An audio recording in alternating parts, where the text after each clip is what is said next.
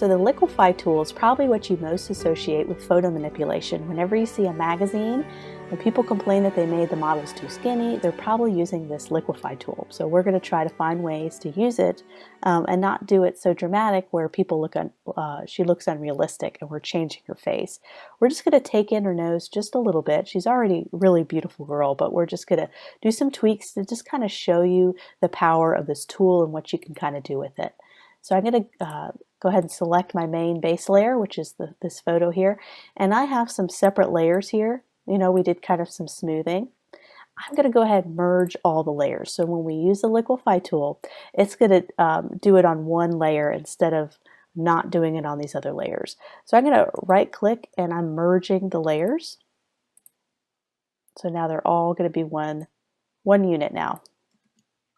Once you merge layers, it's done. You can't unmerge unless you go back in your history. So now I'm ready for the liquefy tool. So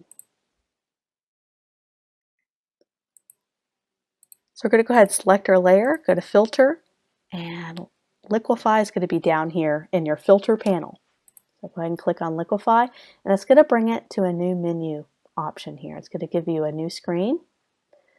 And let me see if I can collapse this so it's all on the screen here that you can see. Okay, so here's kind of the basics of how it works.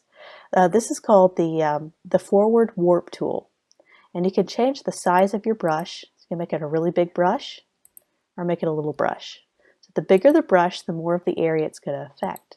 So let me kind of do an example so you can kind of see. I'm just pressing and holding the mouse button and dragging.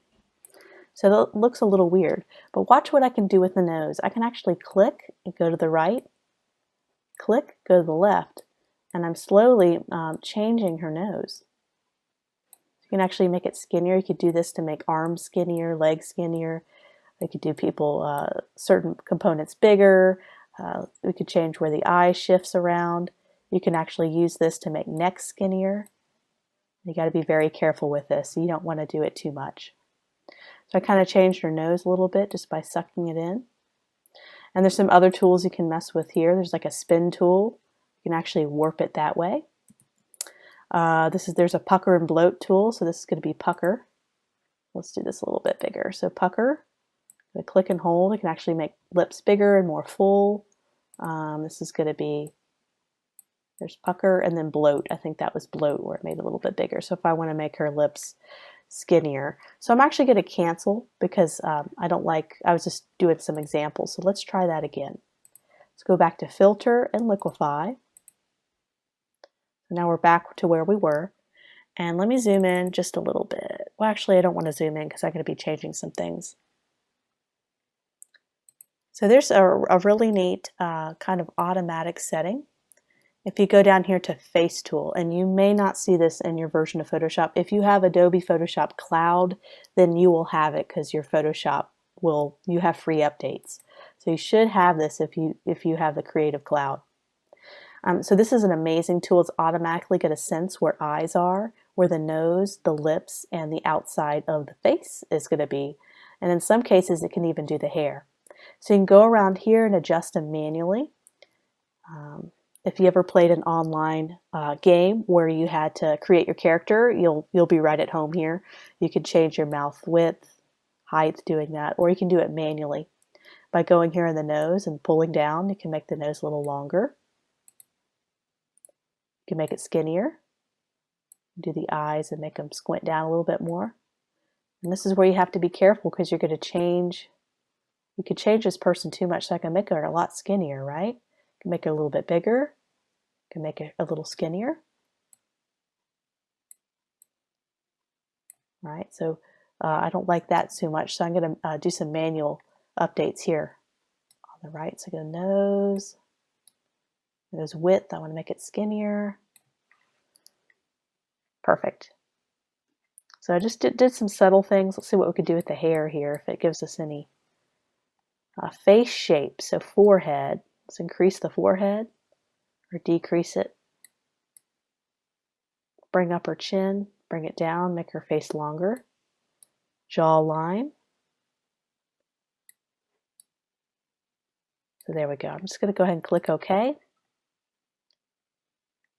You can kind of see our changes that we did. If I go back in my history one step, before, after, before, after.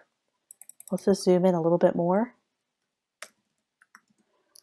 on her face. So I feel like I'm kind of done for the moment. I can actually go in and add some more highlights, bring out some of the highlights in her hair. That's probably something I would do by using the dodge tool. So I'm going to actually select the dodge tool here again, make a nice big brush. I'm on highlights, and I'm going to reduce the exposure so it's not going to be too strong. And sometimes even splitting the difference and doing midtones helps. So just play around with the settings, make your brush bigger. Okay, so see if I can bring out some highlights in her hair. So see how it's just kind of making it nice, pop out a little bit. See how it's really kind of bringing her hair to life, isn't it? I can even do the same thing with her lips. There we go. So let's go ahead and look at the before. This is when we first opened up the document.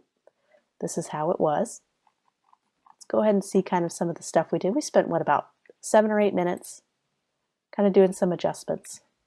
So now if we go ahead and zoom out, this is some small retouching. I probably wouldn't have done as much nose work. I would probably keep that because I think you want to keep the person's original characteristics. That's what makes everybody unique. But just kind of going through some tools to kind of show you the potential of what you can do in Photoshop. And that liquify tool is so powerful. So please go explore, see what kind of things that you can create.